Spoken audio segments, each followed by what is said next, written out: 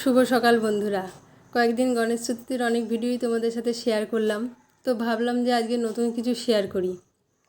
তার জন্য এই ভিডিওটা এডিট করতে বসলাম সকালে, কিন্তু এডিট করতে বসে আমার মনটা এত খারাপ হয়ে গেল, কারণ এই ভিডিওর জন্য আমি অনেকগুলো ছোটো ছোটো ক্লিপ শ্যুট করেছিলাম, সেগুলো কিভাবে ডিলিট হয়ে গেছে। অনেক খুঁজলাম, পেলাম না,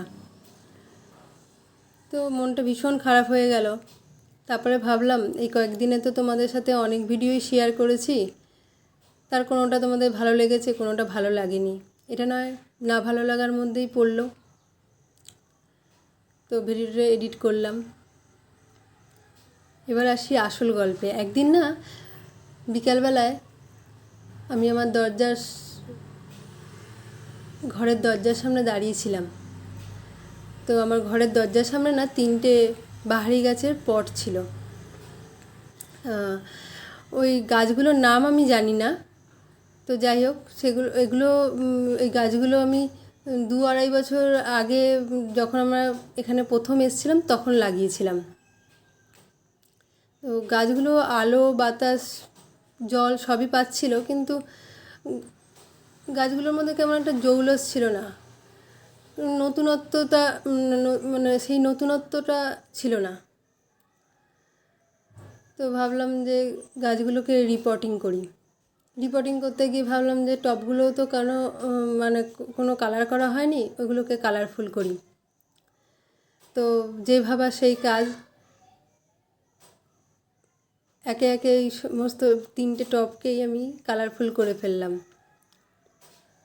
আর সমুদ্র থেকে অনেক ঝিনুক তারপরে পাথর নিয়ে এসেছিলাম, সেগুলো কালার ছিল না, সেগুলোও কালারফুল করে ফেললাম।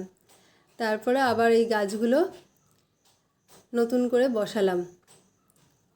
এই যখন এই গাছগুলো আমি তুলছিলাম, যখন আগের যে অবস্থা ছিল সেই ভিডিওর ক্লিপগুলোই আমার সব ডিলিট হয়ে গেছে। তো যাই হোক, তোমাদের ভিডিওটা কেমন লাগবে জানি না, কিন্তু আমার গাছগুলো নতুন প্রাণ পেল, নতুন করে আবার সাজলো। আমার খুব ভালো লাগছে যে এই গাছগুলোকে আবার নতুন করে আমি সাজালাম।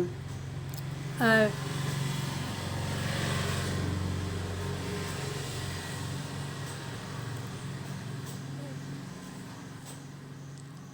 এই কাজটা আমি 1 সপ্তাহ ধরে করছিলাম।